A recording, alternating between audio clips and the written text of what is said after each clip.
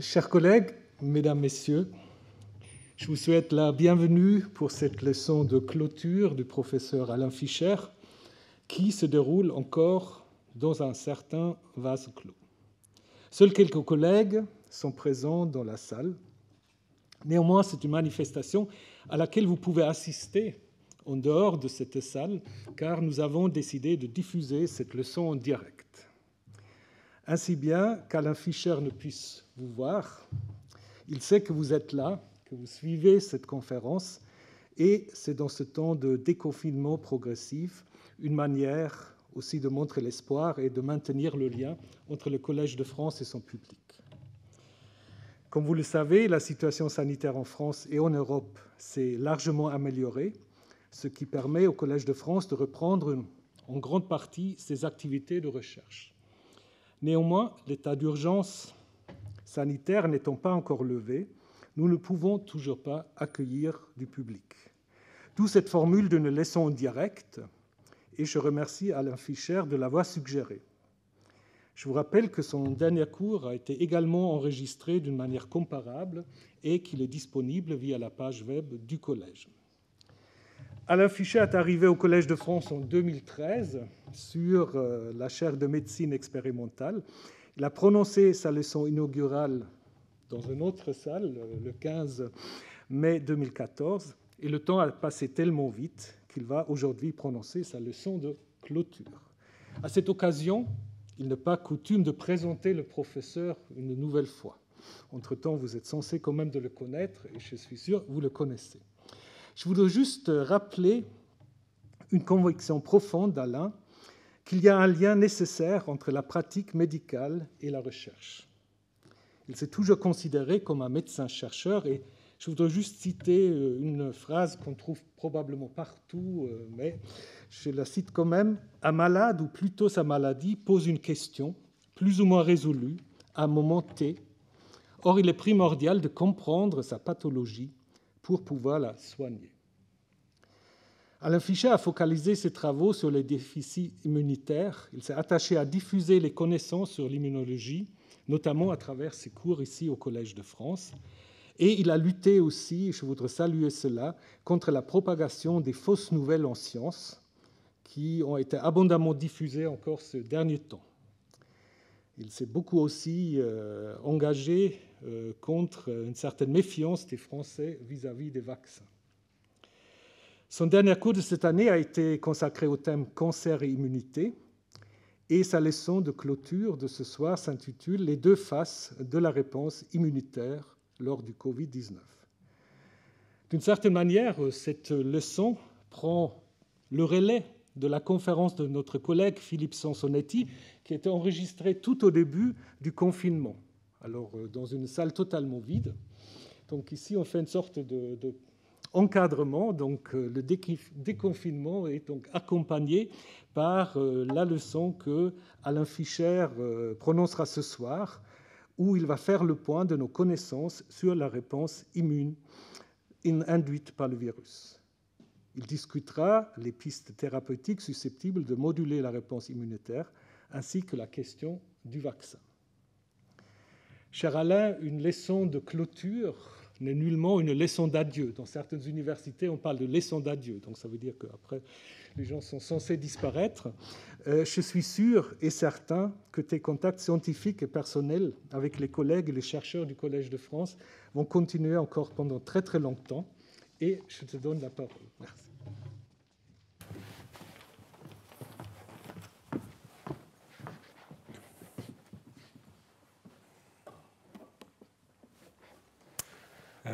Cher Thomas, merci beaucoup pour ces mots d'accueil pour cette leçon de clôture. Évidemment, c'est une leçon un petit peu particulière, encore que je ne ressens pas vraiment, peut-être à tort, le concept de clôture aujourd'hui. Effectivement, j'ai bien l'intention de continuer autant que je le peux et qu'on voudra bien de moi à travailler avec les collègues du collège et avec les collègues avec lesquels j'ai l'habitude d'interagir au sein de l'hôpital Necker Enfants Malades, plus particulièrement de l'Institut de recherche IMAGINE, l'Institut des maladies génétiques. Je profite de cette situation pour remercier aussi l'ensemble des personnes sous la diligente main de Marilène Neston de Rennes, qui permettent que les cours se passent merveilleusement bien. J'ai eu une expérience vraiment formidable au cours de ces 7 années. Vous notez que c'est un septennat, mais j'en dirai pas plus.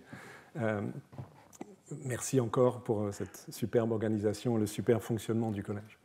Donc j'ai choisi effectivement le thème de la réponse immunitaire. Ce n'est pas totalement absurde de ma part, puisque je suis immunologiste, à l'égard de ce virus SARS-CoV-2 qui crée cette maladie, qui provoque cette maladie que l'on appelle Covid-19. Et il paraît qu'il faut la traiter au féminin, mais je ne peux pas. Pour moi, il reste. Donc la maladie, elle reste le Covid-19, comme il y a après tout le paludisme, par exemple. Voilà, et je pensais que c'était bien d'en parler, effectivement, en me plaçant dans la perspective du remarquable exposé qu'a fait Philippe Sansonetti il y a quelques semaines, qui me sert d'introduction, même si je vais reprendre quelques éléments d'introduction spécifiques sur l'état des connaissances à propos de cette maladie, avant d'en développer les aspects plus spécifiques concernant la réponse immunitaire. Alors je pense que si on veut situer le contexte dans lequel nous étions en février-mars, peut-être il faut écouter un instant ce court échange. Alors là, il ne faut pas que je me trompe, c'est un moment critique. Response in a time of crisis. In stage 1, we say nothing is going to happen. Stage 2, we say something may be going to happen, but we should do nothing about it. In stage 3, we say that maybe we should do something about it, but there's nothing we can do. Stage 4, we say maybe there was something we could have done, but it's too late now. Bon, j'espère que ce n'est pas tout à fait la réalité, mais... Response. Non, une fois, ça suffit. Donc, en l'espace de quelques mois, il est assez remarquable d'observer la masse d'informations scientifiques qui ont été recueillies, pas toujours malheureusement mis en évidence comme on le souhaiterait dans les médias, mais c'est vraiment impressionnant. Il y a eu une mobilisation scientifique de par le monde remarquable, et donc de très nombreux résultats obtenus. Le premier, évident, c'est qu'en l'espace d'un tout petit nombre de semaines, les collègues chinois ont isolé le virus, obtenu la séquence du génome de ce virus, et donc qui constitue évidemment la base de l'étude de la biologie de ce virus. Donc je vous rappelle, il va y avoir quelques diapositives qui vont suivre, qui évoquent cela en termes de synthèse des connaissances actuelles en général sur ce virus. Donc c'est un virus de la famille des coronavirus, parce qu'il a une forme comme cela est visible sur le dessin ici, de couronne, avec ses protéines extérieures, en particulier la spicule, qui dépasse, et dont on va reparler à plusieurs reprises, qui dépasse de l'extérieur du virus. C'est un virus à ARN simple brun, donc il y a un brin d'ARN qui code pour l'ensemble de l'information génétique et donc de la synthèse de ces protéines. C'est une vaste famille de virus, il y a de très nombreux coronavirus connus dans le monde du vivant. Pour ce qui concerne l'homme, il y a 2 familles de coronavirus qui l'infectent, auxquels nous sommes susceptibles. La famille des alpha-coronavirus, il y a 4 virus connus qui provoquent des maladies infectieuses banales, type de rhume. Et les bêta-coronavirus, ça c'est une autre histoire, puisque là, nous connaissons 3 virus qui provoquent une infection sévère. Les 2 premiers provoquaient une infection sévère, mais qui a été heureusement limitée dans l'espace et dans le temps. Le MERS-CoV, donc qui a provoqué des infections extrêmement graves dans le Moyen-Orient pendant quelques années, et le SARS-CoV-1, SARS c'est pour syndrome, en français SRAS, syndrome respiratoire aigu sévère, donc pneumopathie sévère, on va y revenir, SARS-CoV-1 qui a affecté un moment la Chine, et donc le virus actuel, le SARS-CoV-2. CoV-1 et CoV-2 sont lointains cousins, ils ont à peu près 80% d'identité de leur séquence génétique. Donc l'image de droite vous schématise la structure du virus avec les protéines de spicules insérées dans la membrane bilipidique empruntée aux cellules hôtes, et il y a également une autre protéine qui s'appelle l'enveloppe, la matrice, et à l'intérieur, l'ARN est associé à la nucléoprotéine. Et il y a également d'autres éléments protéiques qui interviennent de façon à réguler un certain nombre de fonctions et aussi à interagir avec les cellules qui sont infectées. Je vous rappelle que cette infection, vous le savez tous, est une zoonose, que le virus est initialement originaire de chauves-souris, où on retrouve des virus qui ont une analogie de séquence de 96%. Il y a probablement eu un hôte intermédiaire dont on soupçonne que ce soit le fameux pangolin, mais ceci n'est pas strictement démontré. Ce que nous savons aujourd'hui, c'est que le virus se fixe à la surface des cellules qui l'infectent, comme tout virus, sur un récepteur, et ce récepteur a été identifié. Il s'agit de la protéine ACE2, ACE2 en anglais, Angiotensin Converting Enzyme 2. C'est une protéine qui est une enzyme qui clive des peptides qui est chère à Pierre Cornvol parce qu'elle est apparentée, je ne vais pas entrer dans ces détails, mais c'est important, à la régulation de la pression artérielle. Mais donc de façon inopinée, le virus a réussi à se créer des séquences sur la spicule, composée d'une fraction S2 et S1, peu importe, qui se fixent sur cette protéine et permettent l'endocytose du virus dans la cellule en sachant qu'il y a un co-récepteur qui s'appelle TIMP-RSS2. On connaît aujourd'hui à l'échelle précise, ceci est des données relativement récentes, les modalités d'interaction moléculaire entre le récepteur, ici en haut et à droite, vous imaginez que la cellule se situe derrière en haut et à droite, et donc cette spicule et la région d'interaction en jaune ici, en anglais RBD, le Receptor Binding Domain, qui est très important parce que sur le plan immunologique, on verra ça tout à l'heure avec la formation des anticorps contre ce domaine. Donc nous connaissons le récepteur, nous connaissons en gros la biologie du virus de façon très schématique. Lorsque le virus pénètre, il peut entrer de plusieurs façons, je n'entre pas dans les détails, il est littéralement déshabillé de ces éléments extérieurs et son matériel génétique, le génome RNA ici, va être répliqué pour permettre la fabrication de nombreuses particules virales et d'autres éléments vont être transcrits pour permettre la traduction des différents éléments protéiques, les protéines de structure et les protéines qui ne sont pas de structure, permettant ensuite l'assemblée des particules virales qui se font à proximité de la région qui s'appelle le Golgi au sein des cellules et enfin, comme pour tout virus, le relargage de particules virales en grande quantité. Donc cette biologie qui n'est pas strictement très différente de la biologie de beaucoup de virus est en fait assez bien déterminée. Si on arrive à des choses plus spécifiques et qui se rapprochent de ce qui se passe chez l'homme, il est intéressant d'observer sur quelles cellules de l'organisme ce récepteur en particulier S2, plus ou moins les autres que j'ai mentionnés, est exprimé. Et évidemment, ceci est en lien avec la pathologie, et ceci est parfaitement logique. En fait, le virus, on le sait maintenant, est essentiellement présent et infecte des cellules dans la sphère oropharyngée. C'est là que la réplication virale est la plus forte. Et on sait aujourd'hui en fait que les particules virales sont ensuite dégluties dans les poumons. Vous savez bien sûr que les poumons sont la cible principale pathologique, mais en fait les cellules du poumon expriment plutôt moins de récepteurs que la région oropharyngée qui joue un rôle très très important. La particularité de ce virus, donc, c'est se fixer sur un récepteur qui est exprimé par un très grand nombre de tissus, donc en dehors de la sphère respiratoire qui est évidemment essentielle, l'intestin, et il se trouve qu'il y a des symptômes digestifs souvent dans cette pathologie, les reins, et il y a aussi des pathologies rénales, le cœur, ce qui n'est pas sans poser aussi de sérieuses difficultés, de sérieuses pathologies, dans une certaine mesure le foie, et j'y reviendrai à un moment donné, les vaisseaux sanguins, les cellules endothéliales qui bordent les vaisseaux sanguins expriment le récepteur, et ceci a des conséquences pathologiques et immunopathologiques sur lesquelles je reviendrai. Et il y a une petite énigme que je ne fais que mentionner, je ne pourrais pas l'aborder plus avant, c'est le cerveau. Les cellules du cerveau proprement dites, en dehors des cellules endothéliales des vaisseaux, n'expriment pas le récepteur et néanmoins la pathologie cérébrale est loin d'être rare, bénigne ou sévère. Vous savez qu'une des caractéristiques cliniques est la perte du goût et de l'odorat, qui sont clairement des manifestations neurologiques, mais dont l'explication physiopathologique n'est pas aujourd'hui connue. Donc fondé sur ces notions, évidemment rappelées rapidement, on peut évoquer la maladie Covid-19. Cette maladie est d'une sévérité extraordinairement variable, comme vous le savez, entre être strictement asymptomatique, donc beaucoup d'individus sont infectés sans avoir aucun symptôme, c'est en particulier, mais pas exclusivement le cas des enfants, et à l'extrême inverse, la survenue de pathologies extrêmement sévères, donc de syndrome de détresse respiratoire aiguë, qui peut être mortel. De façon intermédiaire, les symptômes les plus fréquents et relativement peu spécifiques sont la fièvre, la toux, des troubles digestifs et donc la perte du goût et de l'odorat qui sont relativement caractéristiques et de façon intermédiaire aussi la survenue de pneumonies qui ne sont pas forcément extrêmement sévères. La fréquence relative est à peu près inversée, évidemment c'est un peu schématique. Heureusement, les formes les plus sévères sont rares et vous savez que la mortalité globale de la maladie, et on reverra tout à l'heure les facteurs de risque, est heureusement faible, mais non négligeable, puisqu'elle se situe entre 0,5 et 1% des personnes infectées.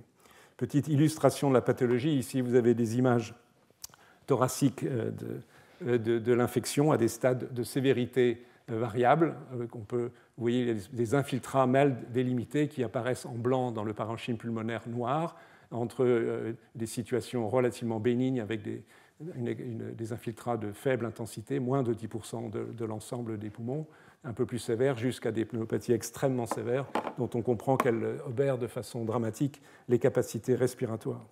Et au sein des poumons, il y a toute une série de lésions, sans être extrêmement exhaustif. Il y a par exemple, cette image-là est encore relativement peu pathologique, on retrouve encore des alvéoles pulmonaires, donc, où l'air passe, et avec les possibilités d'échange gazeux, mais au niveau de la flèche, par exemple, vous voyez probablement pas très bien, il y a des membranes hyalines qui sont une constitution d'une barrière supplémentaire au passage de l'air.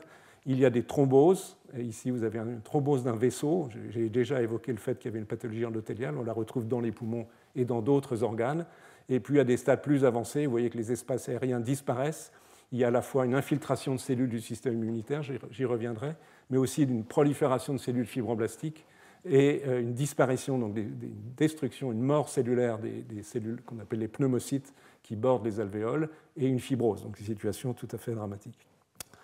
Quelques mots d'épidémiologie, encore une fois, c'est un résumé rapide. La situation actuelle est celle-ci. Ces chiffres datent d'hier, mais peu importe. On a identifié, évidemment, c'est une sous-estimation, 8 200 000 cas d'infection à Covid par le SARS-CoV-2, donc de Covid-2 dans le monde. Et vous voyez que c'est une courbe cumulative, mais vous voyez qu'elle n'a pas tendance à s'infléchir. Donc la pandémie est loin d'être contrôlée de par le monde. Et dans l'état actuel des connaissances, avec des statistiques qui sont de qualité variable en fonction des pays, le nombre de morts enregistrés est de 445 000. La situation française est, comme vous le savez, meilleure. Si on regarde en bas à gauche sur cette diapositive le nombre de nouveaux cas par jour, donc c'est une courbe différente de celle-ci qui est cumulative, vous voyez qu'après le pic de mars-avril, le confinement a débuté ici à peu près, quand on a vu le nombre de cas augmenter. Et grâce au confinement, on peut dire que c'est vraiment grâce au confinement, le nombre de cas a considérablement chuté, le nombre de nouveaux cas, pour parler correctement, même si on n'est pas à un niveau nul. Le virus continue de circuler et il y a de ci, de là des petits clusters. Et donc 194 000 cas connus en France, avec 29 500 décès. Et la courbe, comme vous la voyez, est heureusement décrue de façon profonde, même s'il y a encore des personnes qui décèdent. Donc une situation relativement contrôlée en France qui explique le fait que le confinement soit maintenant relâché, que les enfants retournent à l'école, etc. Mais enfin, des risques de reprise, comme vous le savez, et à l'échelle mondiale, une pandémie qui est loin d'être terminée. Quelques données épidémiologiques sur les facteurs de gravité, surtout que cela influencera l'analyse de la réponse immunitaire. Vous avez ici deux diagrammes qui correspondent aux études françaises qui ont été faites par les collègues de l'Institut Pasteur, de Cauchemez en particulier. Et vous avez à gauche le nombre d'hospitalisations en fonction de l'âge et en fonction du sexe, féminin ou masculin. Et vous voyez ce que vous savez très très bien, que les personnes âgées sont de loin les plus susceptibles. S'ils sont hospitalisés, ça veut dire qu'ils ont une infection plus grave. Et vous voyez que systématiquement, les colonnes bleues dominent les colonnes roses ou rouges. Et donc, il y a plus d'hommes que de femmes. Que les hommes sont plus susceptibles à l'infection et sont plus susceptibles de mourir. Et donc ici, vous avez le nombre de morts tels qu'ils avaient été enregistrés. Ça se passe à peu près au mois de mai dans cette publication. Vous voyez que la plupart des personnes décédées ont plus de 70 ans. C'est à peu près 85% des décès sont chez des personnes âgées de plus de 70 ans, mais quand même, il y a des décès d'adultes plus jeunes et de façon absolument exceptionnelle d'enfants. Vous voyez que le facteur de risque pour avant 20 ans, la probabilité de mourir est de 0,001%, quand elle est de 8% chez les personnes âgées de plus de 80 ans. Donc il y a une différence extraordinaire et dont l'explication n'est pas complètement évidente, mais j'en discuterai quelques éléments sur le plan immunologique. Pour réfléchir sur l'immunologie, une dernière notion issue de l'épidémiologie. Ici, ce sont des données britanniques qui sont l'étude de certains, j'ai sélectionné certains facteurs de risque de la mortalité de la maladie, donc données britanniques qui ont été publiées récemment, où il y a d'une part, et j'en dis un mot même si on est loin de l'immunologie, il est évident que les conditions socio-économiques jouent un rôle important dans la mortalité. Vous avez ici, dans les statistiques britanniques, les conditions ethniques, et tous ceux qui ne sont pas blancs ont un facteur de risque qui est parfois 2 fois plus élevé que dans la population blanche de mourir, et une étude stricte du contexte socio-économique qui montre une relation tout à fait claire avec cette situation. Plus les gens sont dépourvus, plus ils ont un risque vers la droite de mourir. Donc le contexte socio-économique, pour des raisons que je n'ai pas le temps de discuter ici, mais évidemment c'est une notion absolument essentielle, joue un rôle important. Sur des aspects plus classiques médicaux, vous voyez que l'obésité est un facteur de risque important. Plus les personnes sont en surpoids, plus elles ont de risque de mourir. Il en est de même du diabète dit de type 2, le diabète métabolique. Il en est de même des maladies respiratoires chroniques et des maladies cardiaques chroniques. Retenez quelque part ces notions parce que j'essaierai tout à l'heure d'apporter quelques éléments d'hypothèses explicatives vues sous l'angle de la lorgnette de l'immunologie. Voilà.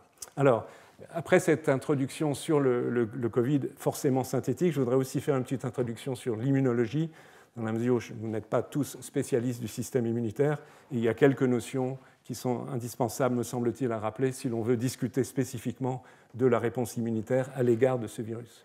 Les réponses immunitaires, schématiquement, se divisent en deux grands blocs. Le premier consiste en ce qu'on appelle l'immunité innée.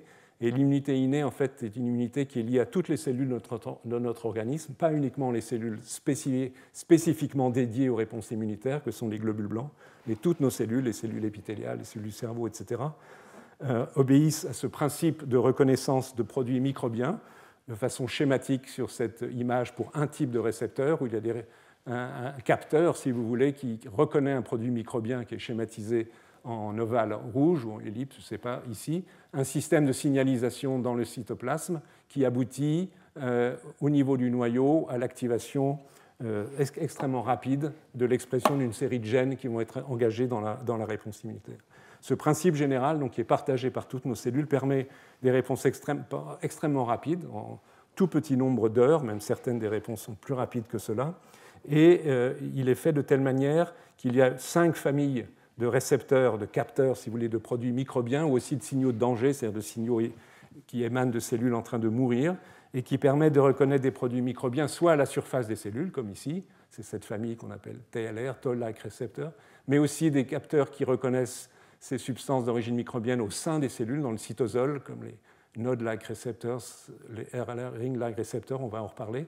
Une autre famille encore qui reconnaît les ADN, donc issus du virus, et une autre encore famille de membranaires. Donc 5 familles qui reconnaissent toute une diversité de panoplies de molécules. Et pour le SARS-CoV-2, ce qui nous intéresse, le SARS-CoV-2 est susceptible d'être reconnu par les Toll-like récepteurs 3 et 7 qui sont situés dans des compartiments intracellulaires qu'on appelle des endosomes, ainsi que dans le cytosol à partir de cette protéine en particulier qui s'appelle RIG-I et celle qui est juste en dessous, MDA5. Donc il y a plusieurs récepteurs dont on sait qu'ils peuvent détecter la présence du virus lorsque l'infection est survenue. Ça, c'est l'immunité innée. L'immunité adaptative, elle est liée aux lymphocytes T ou aux lymphocytes B. C'est un principe complètement différent où, au cours de leur développement, de leur différenciation, qui se passe en partie dans la moelle osseuse et dans le thymus pour les lymphocytes T, se diversifient des cellules qui sont toutes différentes les unes des autres par recombinaison génétique qui génèrent des récepteurs à la surface, schématisés par ces petits morceaux noirs, qui reconnaissent des antigènes schématisés par la boule rouge. Et donc, il va faire, évidemment, il n'y en a pas 4, mais des millions, des dizaines de millions de différents chez nous tous, que lorsqu'un antigène, mettons un extrait de peptide d'une protéine du virus, est reconnu par ces cellules, selon des modalités précises que je n'indique pas ici, ces cellules vont se mettre à se diviser, se transformer en cellules effectrices et qui vont exercer leur fonction immunitaire.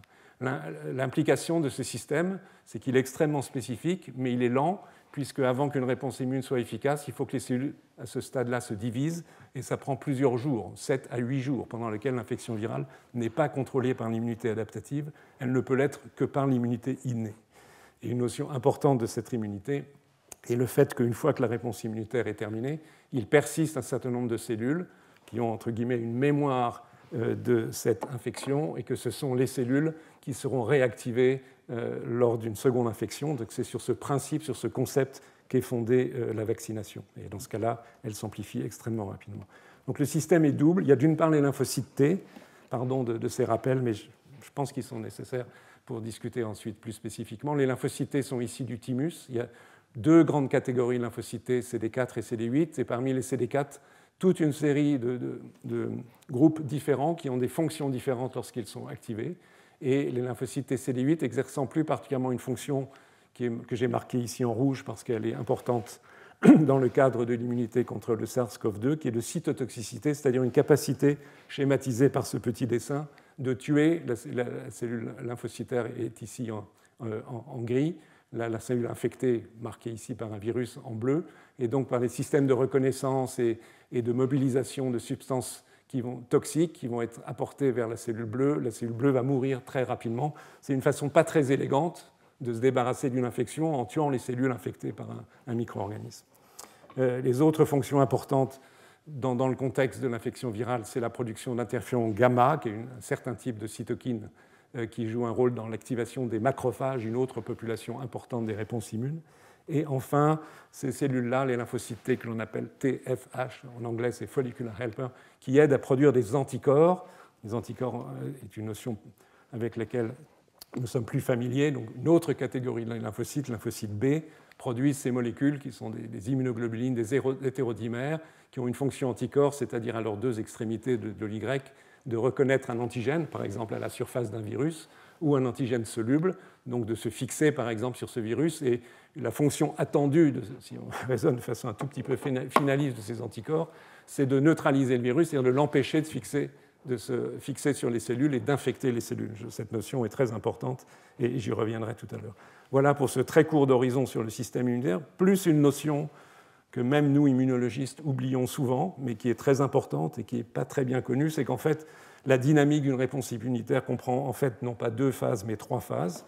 Donc l'immunité innée, dans les tout premiers jours, même les premières heures d'une infection, est mise en jeu et joue un rôle absolument critique, on va le revoir dans un instant, spécifiquement à propos du SARS-CoV-2, suivi mais décalé d'une bonne semaine de la réponse adaptative, mais suivi d'un troisième type de réponse, en fait, qui débute initialement, mais se prolonge, qui sont des réponses destinées à préserver les tissus, à les réparer lorsqu'ils ont été détruits.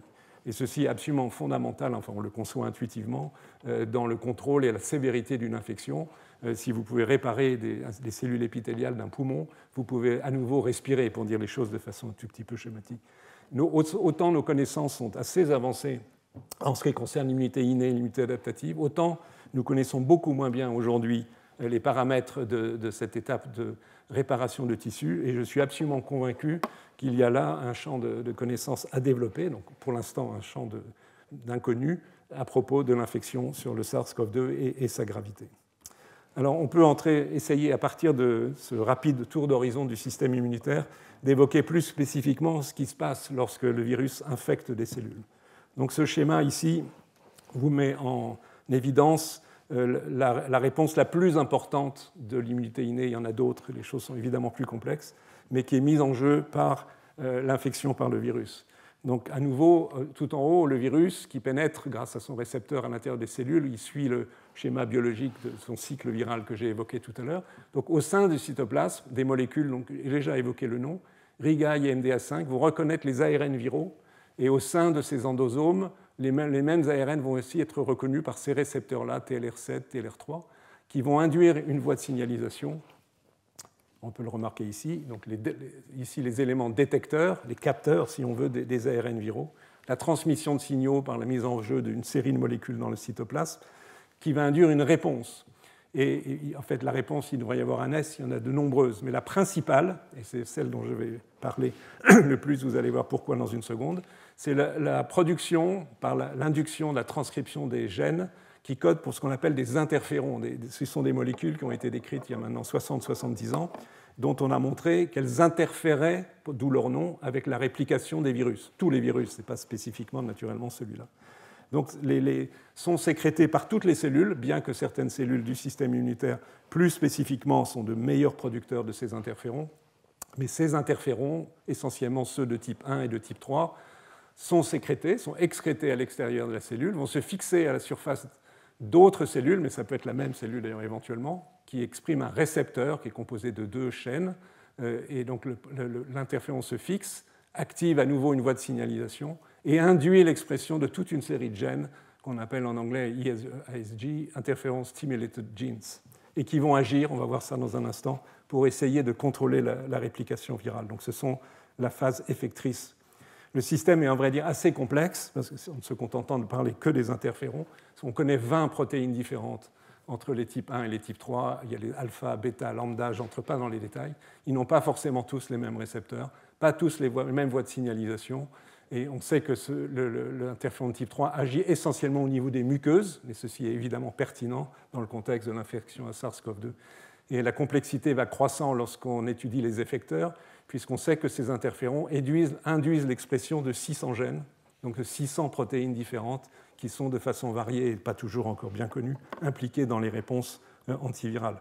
Juste un schéma qui n'est pas spécifique du SARS-CoV-2 et que je ne vais évidemment pas détailler, mais sachez que parmi ces 600 protéines, un grand nombre d'entre elles sont impliquées pour bloquer à tel ou tel stade du cycle viral, que ce soit par exemple la phase de uncoating en anglais, le déshabillage de la particule virale, si on pense à ces deux molécules-là, ou au blocage de la réplication de l'ARN, de la traduction, bref. Toute une série d'actions ont été sélectionnées au cours de l'évolution pour éviter au maximum la réplication des virus. Donc c'est un système qui est extrêmement puissant dans sa capacité de restreindre la réplication des virus et donc de freiner la maladie virale. Un dernier élément à propos de ces interférons, c'est qu'ils font en partie le lien entre les deux types d'immunité, l'immunité innée et l'immunité adaptative, parce qu'on sait qu'une fois sécrétés, donc par exemple par les cellules épithéliales, imaginez que ce soit la bordure d'une alvéole respiratoire ou d'un intestin, les cellules infectées par les virus relarguent de l'interféron, d'autres cellules du système immunitaire font de même, de façon éventuellement un peu plus puissante, et que ces interférons vont agir sur les cellules du système immunitaire adaptatif, les lymphocytes B, ici, qui produisent les anticorps, et les lymphocytes T, en favorisant la reconnaissance des antigènes par ces cellules. Je n'entre pas dans plus de détails, mais il y a un lien entre l'enclenchement, le déclenchement de la réponse immune innée, et ensuite la phase effectrice de l'immunité adaptative, T et B, quelques jours plus tard. Alors, qu'est-ce qui se passe? Arrivons vraiment au cœur du sujet maintenant. Qu'est-ce qui se passe dans une infection virale? Alors, la plupart des infections par des virus respiratoires communs, les virus du rhume divers, les adénovirus, les virus respiratoires syncytiaux et d'autres, l'infection des cellules du système des cellules respiratoires par les virus vont déclencher une très forte production d'interférons et donc de ces 600, ou en tous les cas un certain nombre de ces protéines. C'est donc une réponse interféron très très puissante. La littérature est riche d'informations sur cette notion. À côté de cela, et j'y reviendrai plus tard, il y a également la production d'autres protéines qui jouent un rôle pro-inflammatoire, on verra de quoi il s'agit, et de substances qu'on appelle des chémokines qui attirent les cellules du système immunitaire, les monocytes et les polynucléaires, vers le lieu de l'infection. Ça, donc, c'est ce qui se passe dans les infections respiratoires bénignes, pour dire les choses de façon un peu schématique, avec une issue favorable. Je vais vous montrer ensuite quelques résultats qui indiquent que lorsqu'il s'agit de l'infection par le SARS-CoV-2, donc le Covid-19, l'infection Covid-19, les choses ne se passent pas ainsi, en règle, parfois au moins. Parce que ce que je vais vous montrer ensuite, et qui est résumé par ce schéma, c'est que la production d'interférons et donc des protéines ISG qui sont induites par les interférons est beaucoup plus faible en moyenne, alors que la réponse inflammatoire est présente, peut-être même en plus grande intensité. Si bien que la réponse interféron, encore une fois, qui joue un rôle critique dans les phases précoces de contrôle des infections virales, est limitée dans le contexte de l'infection par le SARS-CoV-2. Voici quelques données expérimentales sans être trop lourdes. Ici, une donnée d'un article évidemment très récemment publié par une équipe américaine qui étudie l'expression de toute une série de ces fameux ISG in vitro en infectant des cellules. Donc c'est une infection artificielle de cellules au laboratoire. Et on regarde quelles protéines sont produites sous l'effet des interférons. Et vous voyez que pour certains virus ou par l'interféron comme contrôle, il y a beaucoup de colonnes. Chaque colonne correspond à un gène donné qui sont roses, voire rouges, plus la couleur est élevée, et rouge, pardon, est intense, rouge, plus l'expression du gène est forte. Et vous voyez que le SARS-CoV-2, il n'y a pas grand-chose. Donc il y a très très peu d'induction d'ARN messager, des ISG, in vitro par le virus. Et alors, d'autres données ont été obtenues, et là je voudrais citer les noms des 6 personnes qui sont sur cette diapositive, parce que ce sont 6 jeunes chercheurs qui ont travaillé pour certains à l'Institut Imagine, à Paris donc, pour d'autres à l'hôpital Cochin, et pour les 3e à l'Institut Pasteur, et qui ont apporté une série d'informations intéressantes dans le même sens de ce défaut relatif de production d'interférons, et en particulier dans les formes sévères. Ce qu'ils ont fait, c'est d'analyser systématiquement un très grand nombre de paramètres du système immunitaire à l'échelle des protéines et des ARN messagers et des cellules chez une série de patients adultes atteints donc du Covid-19, soit dans des formes modérées, des formes sévères ou des formes critiques. Critiques, ce sont les malades en réanimation qui nécessitent une ventilation artificielle.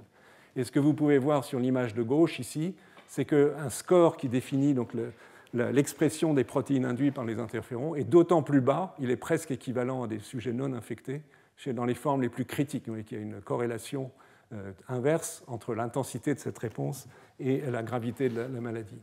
Si on essaye de doser l'interféron dans le plasma, puisqu'il circule, à nouveau, on en détecte un peu, mais beaucoup moins dans les formes sévères, ici mesuré sous forme d'un des interférons, un des 20 interférons, et ici en termes d'activité biologique. Pourtant, les cellules de ces patients répondent à l'interféron, c'est-à-dire que si on les stimule au laboratoire avec de l'interféron, il y a une réponse qui peut être quantifiée, c'est ce qui est montré ici. Il n'y a pas vraiment de différence significative entre ces trois colonnes. Donc, la problématique n'est pas un défaut de réponse à l'interféron, mais plutôt un défaut de production de l'interféron et qui corrèle, c'est une corrélation évidemment, il est difficile d'établir des causalités dans ce contexte, mais il y a une corrélation, c'est une échelle ici logarithmique, donc qui tasse un peu les données, mais plus l'infection est sévère, plus il y a de virus détectés dans le sang, ce qui est même en dehors des poumons, plus cela correspond aux situations où la production d'interférons et la réponse interféron est faible. Et ce qui est peut-être encore plus intéressant, même si ce sont des données préliminaires, c'est que peut-être cette information a une valeur prédictive. Si elle l'avait à l'échelle individuelle, ce serait formidable, mais c'est pour l'instant uniquement à l'échelle collective. Si on considère 28 patients qui avaient des formes pas encore extrêmement sévères de la maladie, et qu'on suit dans le temps ce qu'ils deviennent, 20 sur 28 vont s'améliorer, vont aller mieux, ils vont guérir leur maladie, mais 8 vont s'aggraver. Et si on regarde quel était le score de réponse interféron de ces malades au moment où ils ont été testés, c'est-à-dire à peu près au 10e jour d'infection, vous voyez que ceux qui vont s'aggraver étaient ceux qui avaient un score de réponse à l'interféron très très faible et qui avaient moins d'interféron alpha, donc d'un interféron dans le plasma. Donc il semble y avoir une corrélation forte, peut-être avec une valeur prédictive, entre la capacité ou la mauvaise capacité à produire ces interférons de type 1 et probablement aussi de type 3 et la gravité de la maladie. Alors comment expliquer cela? Tout d'abord encore un corollaire, une étude un peu plus complexe, mais que j'ai montré parce qu'elle est intéressante, parce que tout ce que je vous ai indiqué jusqu'ici était le fruit soit d'études in vitro au laboratoire, ce qui est bien sur des cellules, mais c'est loin de la situation in vivo, ou bien l'étude de cellules sanguines. Évidemment, la pathologie principale, on l'a vu, ça se passe au niveau des poumons. Donc il y a une équipe, notamment qui comprend un chercheur de l'Institut Pasteur qui s'appelle Pierre Bost, qui a travaillé avec l'équipe de Ido Hamito en Israël, au Weizmann Institute. Ils ont étudié l'expression des gènes à l'échelle unicellulaire de macrophages, donc de cellules importantes du système immunitaire, qu'ils ont extraits de lavage alvéolaire. Chez les malades qui ont des pneumopathies, souvent on aspire un peu de liquide de leur bronche pour étudier la composition cellulaire, pour voir qu'est-ce qui se passe et quel est le type de maladie. Donc, ils ont profité de ces lavages pour étudier à l'échelle unicellulaire ces cellules, et ils ont comparé la situation des malades sévères, je me trompe, des malades sévères et des malades modérés pour l'expression de toute une série de gènes. Donc, si chaque point correspond à l'expression d'un gène, l'ARN messager d'un point, donc tout ce qui est sur la diagonale indique qu'il n'y a pas de différence entre les formes sévères et les formes modérées. Tout ce qui est au-dessus de la diagonale indique que ce sont des gènes qui sont surexprimés dans les formes sévères, et à contrario, tous ceux qui sont en dessous de la diagonale, des gènes qui sont surexprimés ou moins exprimés dans les formes sévères ou surexprimés dans les formes modérées. Et j'ai marqué d'une astérisque bleue, ici pour des macrophages alvéolaires, là pour des macrophages inflammatoires, ils sont un tout petit peu différents. Il y a toute une série de gènes en bleu qui en fait correspondent à des gènes induits par les interférons qui sont moins bien exprimés dans les patients atteints des formes sévères. Donc on retrouve au moins en partie l'information telle que je vous l'avais montrée pour le sang, et donc évidemment qui est importante, puisque à nouveau il s'agit là, au sein des poumons, du lieu principal de l'infection et où s'exprime la sévérité de la maladie. Alors, comment essayer d'expliquer le fait que, curieusement, ces bêta-coronavirus ne sont pas associés à des réponses fortes à l'égard d'interférons et parfois faibles dans les formes les plus graves? Les explications sont multiples et loin d'être toutes connues. L'une d'entre elles, qui en fait résume surtout des travaux faits sur les bêta-coronavirus déjà connus, donc le MERS et le SARS-CoV-1, c'est que le virus exprime une série de protéines qui sont capables de contrecarrer la réponse de l'hôte, en l'occurrence la production d'interférons, et à différents stades, que je ne vais bien sûr pas vous détailler, les protéines virales sont capables d'exercer un effet inhibiteur significatif sur l'induction de la production d'interférons. Donc le virus a développé, au cours de son évolution, des mesures qui contrecarrent cette réponse immunitaire. Et d'autre part, on peut essayer de réfléchir sur des facteurs liés à l'hôte. Donc, cette production d'interférons, on a vu que le virus par lui-même, qui est schématisé ici, avec les spicules en rouge et la barre verte, bloque dans une certaine mesure, ne sont pas très actifs pour permettre l'expression de ces protéines au sein des cellules infectées. On retrouve en haut à droite les facteurs connus comme étant les facteurs de gravité de la maladie, l'âge, le diabète, l'obésité, la maladie athéromatoeuse et le fait d'être un homme. Et de façon variable, avec des données qui ne sont pas d'une solidité aujourd'hui complète, mais enfin, il y a un certain nombre d'indications qui indiquent que dans toutes ces situations, la capacité cellulaire de production d'interférons est diminuée. Donc on peut imaginer que cela participe de la gravité de la maladie. Et enfin, on peut se poser la question, ce sont des études en cours, mais dont les résultats ne sont pas encore connus, il est possible qu'il y ait des facteurs de susceptibilité individuelle génétique, par exemple, qui toucheraient la capacité de produire des interférons, ou de l'induction de la signalisation par ces interférons, qui favoriserait aussi le déficit immunitaire en le sens d'un défaut de production d'interférons. Donc voilà un élément assez important concernant l'immunité innée. J'y reviendrai au niveau de la thérapeutique. Si on passe à la réponse adaptative, maintenant, les lymphocytes T et les lymphocytes B, en commençant par la production d'anticorps, ici, nous avons une cinétique un peu complexe, il y a beaucoup de courbes, mais en fait, on va voir que ce n'est pas si compliqué que ça, c'est le temps de l'infection, début des symptômes avec cette colonne noire, la semaine qui précède, où il n'y a pas encore de symptômes, mais pourtant les patients sont déjà contagieux parce que le virus est détectable. Il est détectable au niveau nasopharyngé, c'est la courbe en bleu. Il est présent dans l'arbre respiratoire, c'est la courbe en rouge-orange ici. Et il est un peu plus tard aussi présent dans les selles. Vous voyez la cinétique de détection du virus. Et pour ce qui nous intéresse à la minute, c'est-à-dire la réponse anticorps, à partir du 7-8e jour, commence à se développer une réponse anticorps qui est détectée chez tous les patients, sévères et moins sévères, avec ce qu'on appelle les anticorps de classe IgM d'abord, c'est la courbe en violette, et qui une durée de réponse plus faible, et la courbe en vert, qui est l'apparition d'anticorps de classe IgG. Donc une réponse anticorps survient, et comme vous savez, elle est utilisée aujourd'hui comme test pour savoir si quelqu'un a été infecté ou pour confirmer une infection, et permet aussi des études épidémiologiques populationnelles. Donc ça, c'est la cinétique. Qu'est-ce que ces anticorps reconnaissent? On sait à peu près aujourd'hui ce qu'il en est. Vous avez ici la comparaison de détection d'anticorps dans deux groupes de patients par rapport à des témoins dirigés contre la nucléoprotéine qui est associée à l'ARN au sein du virus, les IgG et les IgM. Et vous avez ici des anticorps, on va revoir ça dans un instant, les plus intéressants, qui reconnaissent la région de la spicule qui se fixe sur le récepteur Binding Domain, SRBD.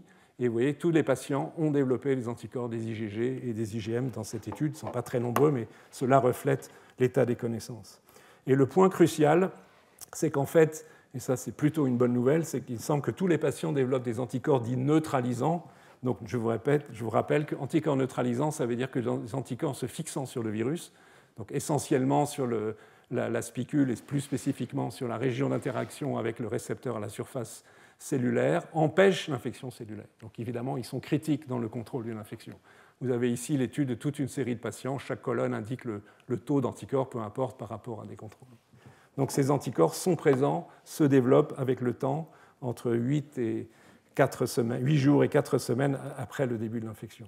Et on peut montrer aussi, ce qui est une notion intéressante, il faut faire la transition avec les lymphocytes T, c'est que leur détection corrèle avec une réponse des lymphocytes T eux-mêmes. Ce qui n'est pas une surprise puisqu'on sait qu'il y a une interaction entre les deux populations cellulaires.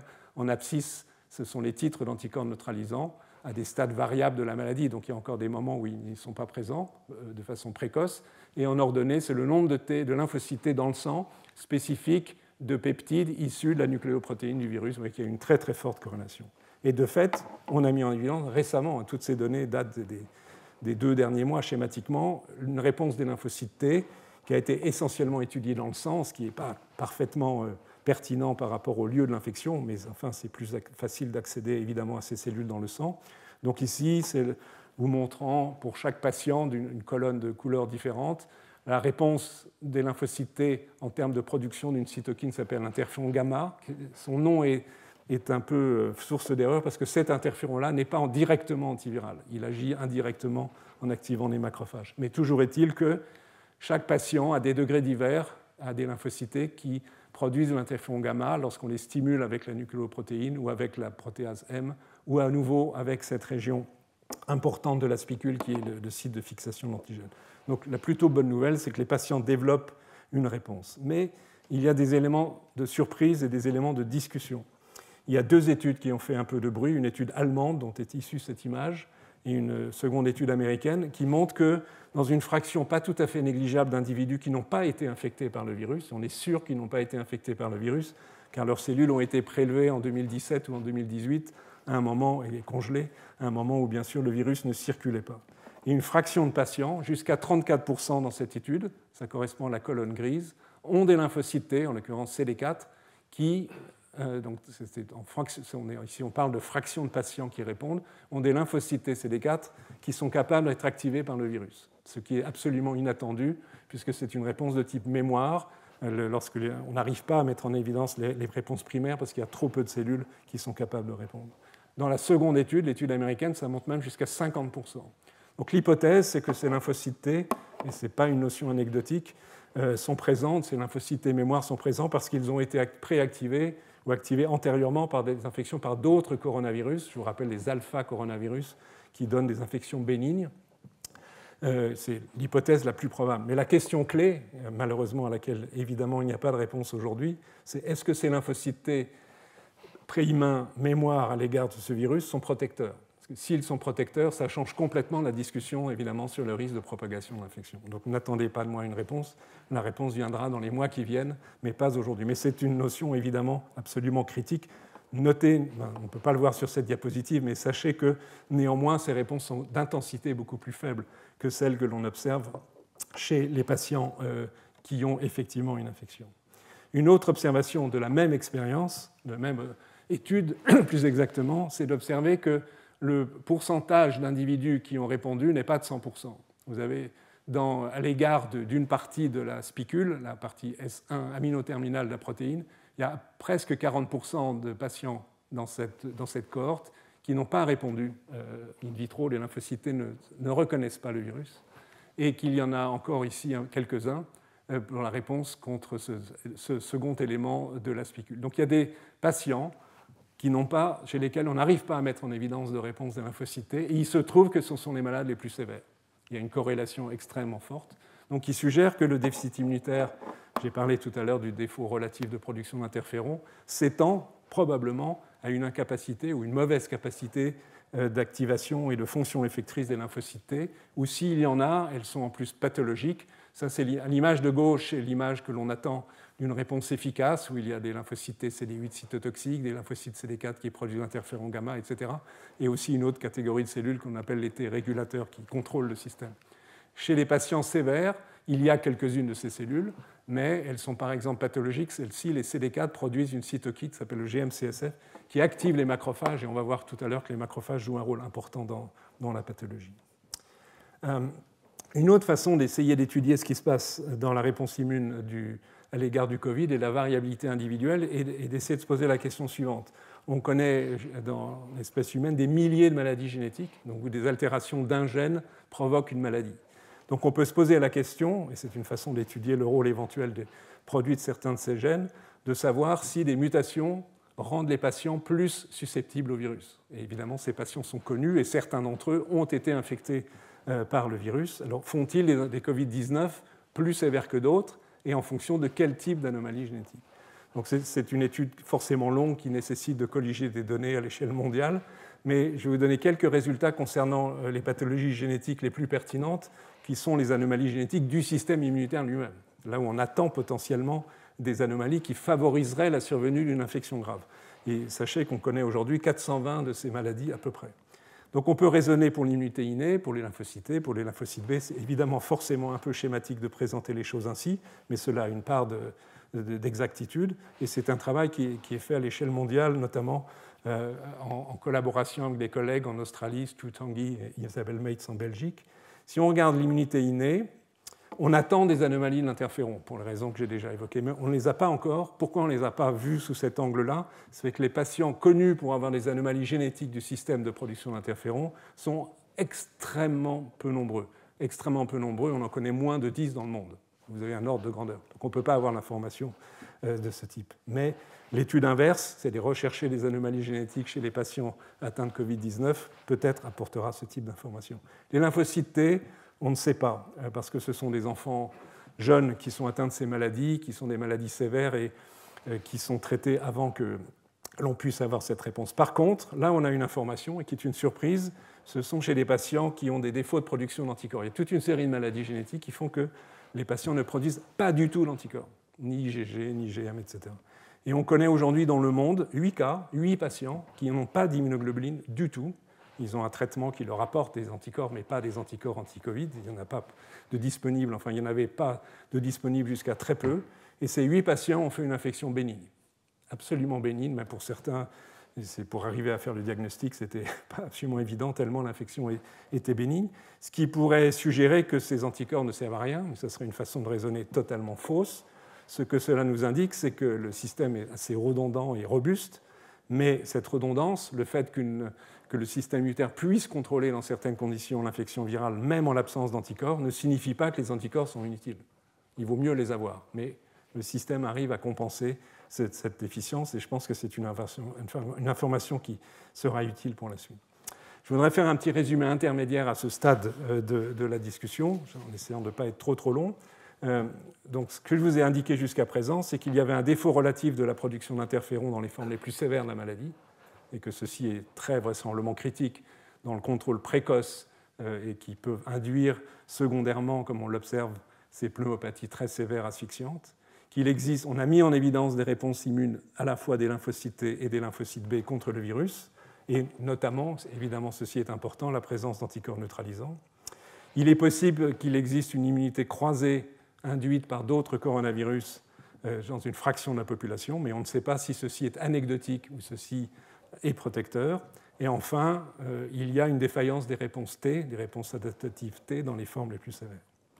Un autre élément de la maladie dont on a beaucoup parlé, que je vais évoquer brièvement, c'est en fait, et ce qui fait la gravité finale de la pathologie pulmonaire et parfois de l'atteinte d'autres tissus, c'est ce qu'on appelle l'orage cytokinique ou la tempête cytokinique ou l'hyperinflammation, que l'on peut décrire par le fait que chez ces patients atteints des formes les plus graves, on peut détecter dans leur sang, c'est les images que je vais vous décrire dans une seconde, ou au niveau de leurs poumons, c'est la même image que j'ai déjà montrée mais que je vais recommenter, on détecte la présence de protéines inflammatoires comme l'interleukine 6, le Tumor Necrotizing Factor, TNF, et bien d'autres dont on sait qu'elles jouent un rôle, je vais vous montrer ça dans un instant, pour favoriser les afflux de cellules, aussi à travers les chémokines, et la libération de substances toxiques susceptibles d'induire d'une part la mort des cellules épithéliales, des pneumocytes, et d'autre part des transformations vers des cellules fibroblastiques du tissu environnant.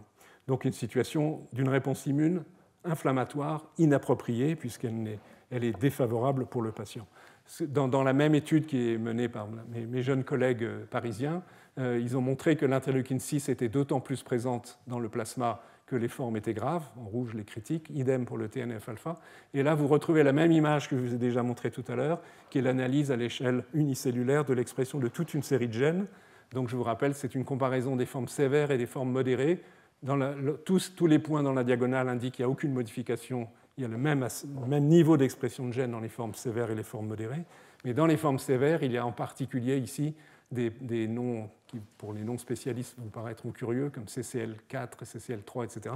Ce sont des protéines qui sont des chémokines qui attirent les polynucléaires et les macrophages, et les monocytes plus exactement, et qui favorisent certainement l'afflux de cellules, je vais illustrer dans une seconde, de cellules inflammatoires au niveau des poumons qui créent les lésions que l'on connaît.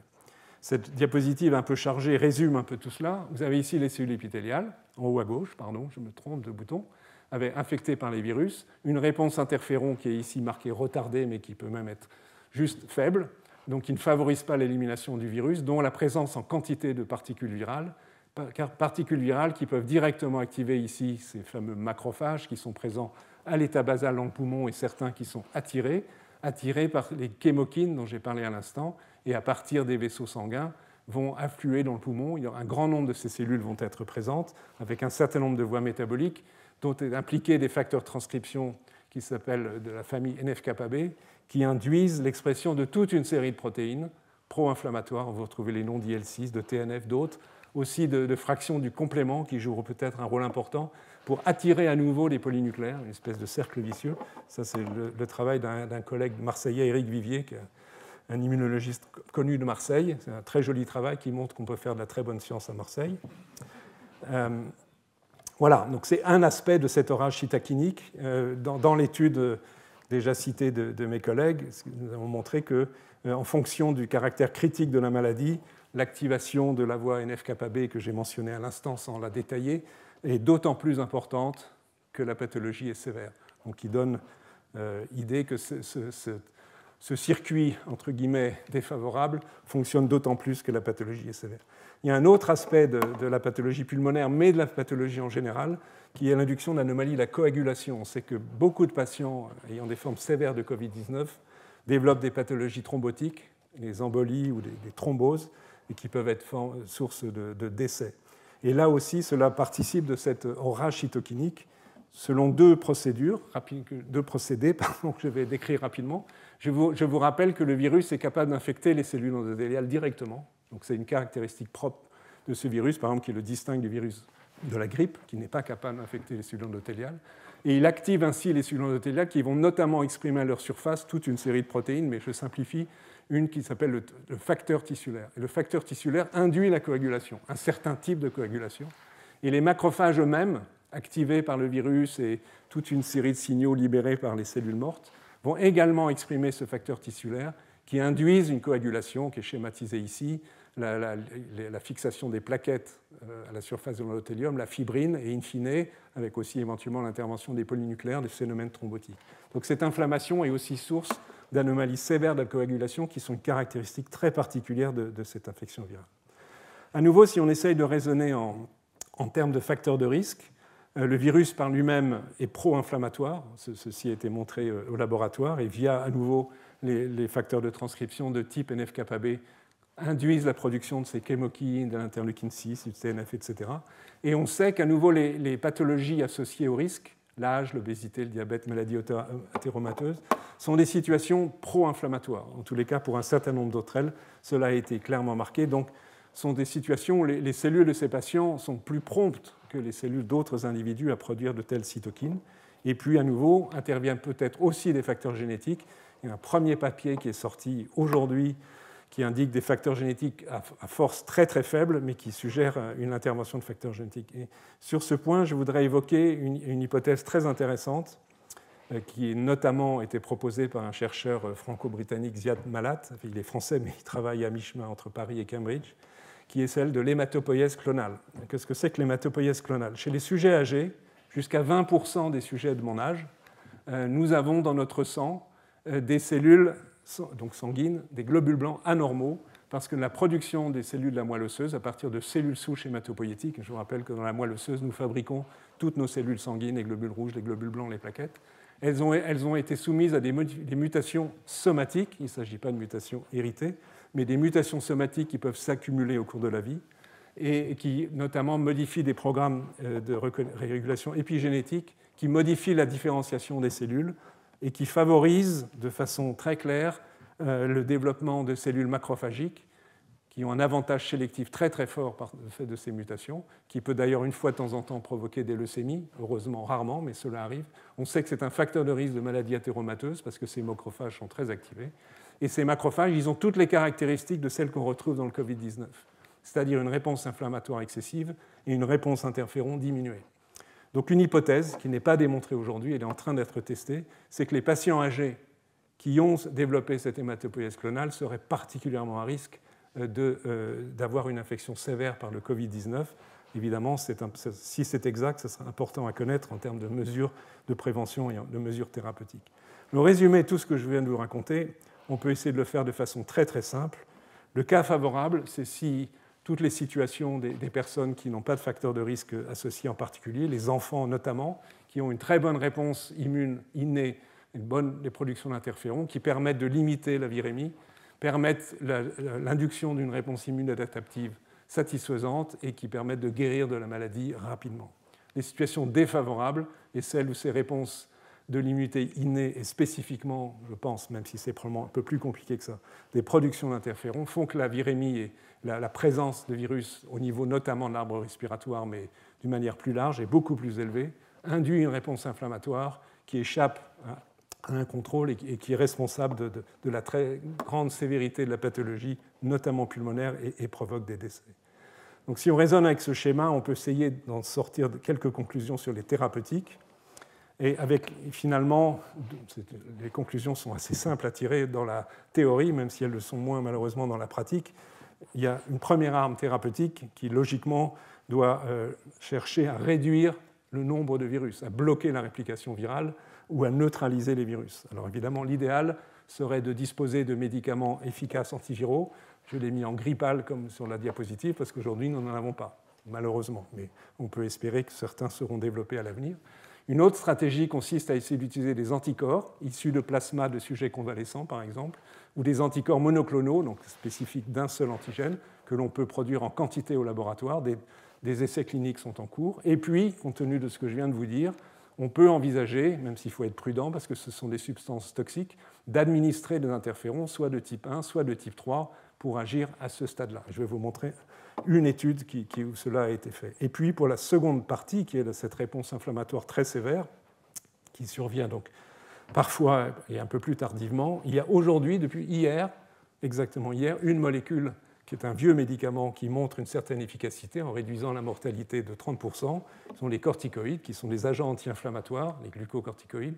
Il est logique, compte tenu de leur effet inhibiteur non spécifique des réponses inflammatoires, qu'ils aient une certaine action. De façon plus spécifique, plus élégante si c'est possible, des substances ciblant telle ou telle molécule dont on pense qu'elles ont un rôle important dans cette réponse inflammatoire, l'interleukin 6, le TNF, une kinase qui s'appelle BTK, ou le complément dont j'ai déjà parlé, sont autant de stratégies thérapeutiques possibles qui sont en train d'être testées plus ou moins facilement dans le contexte actuel. Mais on peut imaginer que logiquement, pour des malades de gravité moyenne, où on veut éviter qu'ils évoluent vers les formes sévères, surtout s'ils ont des facteurs de risque que j'ai indiqués, la logique serait, c'est notre proposition, de combiner un traitement, par exemple, avec une injection d'interféron et une de ces substances anti-inflammatoires pour agir sur les deux aspects de la maladie. Un exemple, c'est la seule étude pour l'instant disponible qui vient de Hong Kong, qui n'est pas parfaite, mais qui suggère que l'administration d'interférons pourrait être efficace. Il s'agit d'une étude, alors vous allez voir pourquoi elle n'est pas parfaite, où les chercheurs, médecins, ont comparé l'efficacité sur l'infection virale chez des malades de gravité moyenne, comme on dit, d'injection d'une forme d'interféron qu'on appelle l'interféron bêta, plus 3 molécules antivirales, mais en fait on sait qu'elles ne sont pas efficaces aujourd'hui, et ils ont comparé par tirage au sort ce traitement à l'utilisation uniquement de médicaments antiviraux, mais c'est là qu'il y a une faille dans l'étude, c'est qu'ils ont utilisé ces deux drogues-là, mais pas celle-là, donc il y a deux différences entre le groupe contrôle et le groupe thérapeutique, ce qui n'est pas rigoureusement ce que l'on peut souhaiter. Néanmoins, cette étude montre une efficacité du groupe avec interféron, puisque en fonction du temps, le score clinique diminue plus vite, c'est la courbe en rouge, chez les malades traités que dans le groupe contrôle, et que la charge virale également régresse plus rapidement. Donc c'est une suggestion, cette étude à elle seule ne suffit pas à démontrer que l'interféron pourrait être utile, mais c'est un résultat plutôt encourageant, et plusieurs des grandes études en cours actuellement, Discovery et d'autres, testent l'hypothèse interféron. Mon dernier point, si je peux en prendre quelques minutes, c'est de discuter de la vaccination. Évidemment, tout le monde parle et espère la vaccination. Donc, le principe de base, c'est l'immunité de groupe. D'abord, c'est la mémoire immunitaire, dont je vous ai parlé tout à l'heure, et ensuite, c'est le concept d'immunité de groupe. Je vous rappelle de quoi il s'agit. Dans une population non immunisée, si vous avez un malade infecté en rouge, qui va être en contact avec d'autres personnes, il est contagieux, il va en contaminer en moyenne 3, on va revoir ça dans un instant, et ainsi de suite, ça peut aller assez vite, ces 3-là vont en contaminer d'autres, etc., si bien qu'au bout d'un temps assez rapide, on peut avoir beaucoup de personnes infectées, les personnes guéries sont a priori protégées parce qu'elles ont développé une mémoire immunitaire de l'immunité adaptative. La notion d'immunité de groupe, c'est que si on est dans une population où il y a déjà beaucoup de sujets protégés, imaginons vaccinés dans un monde idéal, et qu'il y a une personne infectée, eh bien cette personne infectée ne va pas pouvoir transmettre le virus à grand monde, peut-être à cette personne ici en bleu, qui est encore susceptible, mais vous voyez qu'il va devenir elle-même secondairement infectée, puis protégée, donc il n'y a pas de propagation du virus possible. Donc l'idée est que s'il y a une fraction suffisante de la population qui est protégée, soit parce qu'ils ont déjà été malades, soit parce qu'elles ont pu recevoir un vaccin efficace, l'infection s'arrête d'elle-même. Évidemment, c'est l'objectif vers lequel tout le monde tend. Alors, les estimations qui ont pu être faites est qu'en moyenne, mais ce sont des notions probablement un tout petit peu simplificatrices, en moyenne, une personne infectée par le SARS-CoV-2 en infecte 3. c'est le coefficient dit R0, et un petit calcul arithmétique simple permet de dire que si une personne sur 3 en moyenne est... pardon, je dis une bêtise. Une personne infectée en infecte 3 autres, il faut que 70% de la population soit protégée pour voir l'infection s'éteindre. Au passage, le Covid est de loin n'est pas le virus le plus contagieux. Par exemple, le virus de la rougeole, qui est complètement à droite ici. Pour arrêter une épidémie de virus de la rougeole, il faut que 95% de la population soit protégée par la vaccination, parce qu'en moyenne, une personne qui est porteur du virus de la rougeole en infecte 12 à 15 autres. Donc c'est un virus beaucoup moins contagieux que le virus de la rougeole ou bien la varicelle, etc., mais plus, par exemple, que le virus de la grippe H1N1. Ce modèle, il est intéressant, il donne des informations très utiles, mais il est probablement inexact parce qu'en fait, là on entre dans des notions moins bien connues, mais nous ne sommes pas égaux dans notre capacité de propager l'infection. C'est extraordinairement hétérogène. On sait qu'il y a des, entre guillemets, super propagateurs, un jargon abominable, mais qui a été utilisé, de personnes probablement qui ont contaminé, disons, centaines d'autres. Évidemment, dans des circonstances favorables, pensez à cette réunion d'évangélistes à Mulhouse où les gens, les uns proches des autres, ont chanté ensemble, etc. Mais il y a probablement des personnes qui en ont contaminé des centaines d'autres. Donc la valeur 3 est une valeur moyenne avec une énorme dispersion, et qui fait que le modèle n'est pas tout à fait exact. Il est peut-être un tout petit peu pessimiste, c'est-à-dire que peut-être qu'une immunité de groupe, mais évidemment je spécule de façon presque arbitraire en disant que 40 ou 50% de protection de la population pourrait être suffisant. Mais c'est le concept qui mène éventuellement à la vaccination. Pour qu'il y ait vaccination, ça veut dire que l'infection est protectrice. Est-ce que chez l'homme l'infection est protectrice? On n'en sait rien, parce qu'on n'a pas le recul suffisant pour savoir si une personne qui a été infectée, si à nouveau elle est en contact avec le virus, est-ce qu'elle va être à nouveau malade ou non. Par contre, on a des données expérimentales chez le singe, le macaque rhésus. Alors, ce n'est pas un modèle idéal parce que le singe fait une infection beaucoup moins sévère que l'homme, donc je ne suis pas tout à fait sûr qu'on puisse tout à fait comparer, mais néanmoins, les données sont encourageantes. Ces données qui ont été récemment... Excusez-moi, j'ai fait une bêtise. Voilà. Vous avez ici, à gauche, donc on infecte le singe et on regarde, chaque courbe correspond à un singe donné, dans un lavage broncho-alvéolaire, donc dans les sécrétions des bronches, on regarde la quantité de virus, et vous voyez que le virus est détecté et qu'avec le temps, le singe guérit, et donc le virus disparaît. Si ensuite on réinfecte une seconde fois les mêmes singes, vous voyez qu'il n'y a pratiquement pas de virus détectable. Et la charge virale est beaucoup plus faible. Et en parallèle, par contre, il y a une montée des anticorps. La courbe en rouge, c'est la moyenne des données de chacun de ces singes.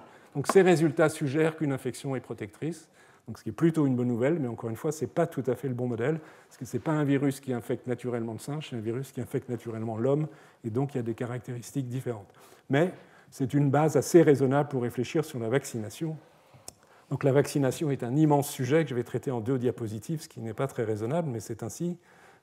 L'idée, en gros, c'est de vacciner avec la protéine, la spicule, ici représentée en bleu, et en particulier en intégrant évidemment le domaine ici en violet de cette molécule qui se fixe sur le récepteur, puisque si on induit des récepteurs qui se fixent sur cette région de la molécule, a priori on bloque, on neutralise le virus et on empêche l'infection. Il y a toute une série de stratégies qui sont énumérées ici, et je ne vais pas entrer dans les détails, qui sont en train d'être testées. En gros, il y a 2 catégories. Il y a la catégorie du haut qui est une technologie plutôt innovante, qui repose sur les méthodes de recombinaison génétique et qui vont essayer de développer en fait de nouveaux types de vaccins qui sont guère utilisés pour l'instant pour d'autres microbes, que sont des vaccins à base d'ARN viral, à base d'ADN, à base de la protéine recombinante, celle-là, ou des éléments génétiques du virus placés dans un vecteur viral inactif ou pas actif. Et puis, il y a les stratégies classiques, telles qu'elles sont beaucoup utilisées pour un certain nombre de maladies infectieuses que nous connaissons, notamment la grippe, incidemment, qui est d'utiliser des virus inactivés ou un virus vivant mais atténué, non pathogène. Donc toutes ces stratégies sont en train d'être testées dans plus d'une centaine de projets de par le monde, avec des affirmations que je considère comme très optimistes, c'est qu'on va arriver à condenser toutes les étapes nécessaires de travail de mise au point de laboratoire, d'expérimentation dans des modèles animaux. Certaines ont déjà été faites, mais à nouveau dans des modèles qui ne sont pas parfaits. Le macaque n'est pas un très très bon modèle de la maladie. Ensuite, la production en quantité de vaccins, des tests chez l'homme à différents niveaux, tester la sécurité, tester l'efficacité. L'espoir, tel qu'il a été annoncé urbi et orbi, si je puis dire, c'est d'y arriver en 12 à 18 mois. Ce qui est un temps extrêmement court. Il faut savoir que le temps moyen jusqu'à présent nécessaire au développement d'un vaccin, c'est plutôt 10 ans. Donc est-ce qu'on est capable globalement, le monde de la recherche académique, le monde industriel, à raccourcir à ce point la capacité de production et de développement de vaccins efficaces? Je me demande malheureusement si on n'est pas un peu dans le domaine du wishful thinking. Mais nous verrons bien. Il y a quelques points évoqués de risque. On peut échouer. Il se peut qu'on n'arrive pas à développer de vaccin, comme c'est le cas pour HIV pour l'instant encore. Et puis, il y a un point important qui mérite attention et qui doit être évalué lors des essais cliniques. C'est, paradoxalement, un vaccin peut aggraver la maladie s'il induit la production d'anticorps non neutralisants. Donc on n'empêche pas l'entrée du virus dans les cellules, mais le fait que les anticorps soient fixés sur le virus peut, soit faciliter l'infection par certains mécanismes, soit faciliter l'inflammation et créer une infection grave. Il y a déjà eu des exemples de certains vaccins qui n'ont pas pu être utilisés à cause de cela. Donc il faut éviter ces deux écueils. Et puis restent les questions en suspens, au-delà du temps. C'est le degré d'efficacité, quelle fraction de la population peut être protégée, et quelle est la durée de la protection. Est-ce qu'on est comme pour la grippe, il faut revacciner tous les ans? Est-ce qu'on peut espérer une immunité plus durable? Toutes ces questions sont évidemment devant nous. Et à côté de la science, se posent d'autres questions que j'évoque juste en 2 minutes, même si elles sont extrêmement importantes. C'est que, imaginons que des vaccins aient bien été inventés, qu'ils soient sûrs et efficaces. Pour qu'ils soient un succès, il faut aussi qu'on les produise massivement. Il faut des unités de production qui sont en partie en cours de construction, mais qui dépassent largement ce qui existe aujourd'hui dans le monde pharmaceutique. Il y a un point très important sur un plan simplement éthique, c'est à qui seront distribués ces virus, quelles sont les règles de distribution. Si vous pensez à M. Trump, il est clair que pour lui, les sociétés pharmaceutiques qu'il a financées abondamment, plus de 500 millions de dollars pour 2 d'entre elles, vont faire un vaccin pour les Américains, pas pour les autres.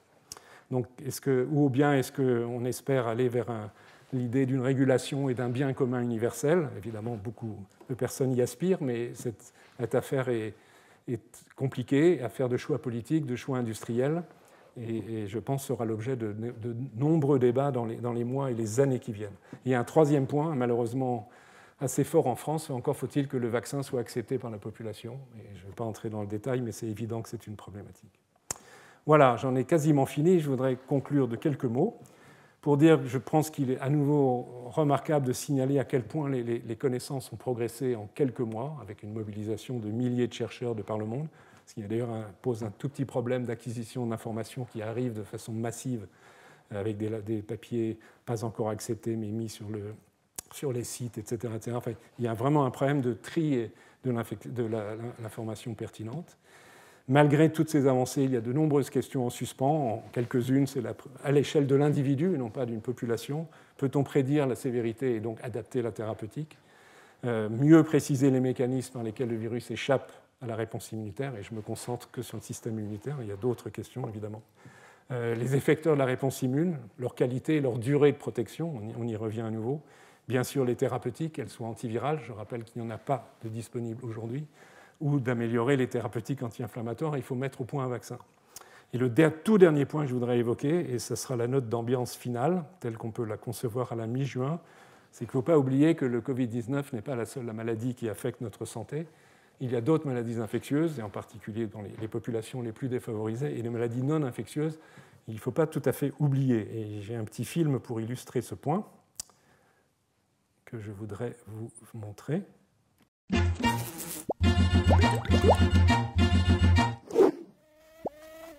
Eh, Palu! Palu! Ouais, Corona. T'as vu ce que j'ai fait? J'ai enfermé les gens, j'ai mis l'économie par terre, partout on a peur de moi, le monde est à mes pieds, Palu! Oh, c'est bien ça, Corona. Tu peux pas en dire autant, toi, hein? Dis-moi, Corona. Ouais. T'es là depuis quand? Eh bah, depuis novembre 2019. Ok. Et t'as tué combien d'humains? Oh, je sais pas, quelques centaines de milliers, enfin pour l'instant, hein. Et on fait quoi pour te combattre? Eh bah, en attendant le vaccin, on met des masques et les gens restent chez eux. C'est moi le meilleur, je te dis. Je vois. Dis-moi, Corona, tu sais qui je suis? Eh bah, t'es Palu. Le paludisme, quoi. Après, bon... Alors, je vais t'expliquer qui je suis vraiment, mon petit virus. J'étais là au temps des pharaons. Oui, bon. Ça fait 1 siècle qu'on cherche un vaccin contre moi. Ah oui. Je tue 400 000 humains par an. Des milliards depuis que je suis là. Ah oui, quand même. Et le truc le plus efficace pour me combattre, c'est la moustiquaire. Alors, je dois bien reconnaître que t'as foutu un beau bordel. Ah. Respect. Mais dans 3 ans maximum, mon petit virus, t'es mort. Ah bon? Contre les virus comme toi, on trouve toujours un vaccin. Et puis, t'as oublié un truc? Quoi? Le lavage de mains. Le lavage de... Pour te tuer, il se lave les mains. Qu'est-ce qui se passe? Avec moi, ça marche pas. Ah non. Ah, pénible. Enfin seul. Voilà, je pense que ça illustre assez bien la situation actuelle.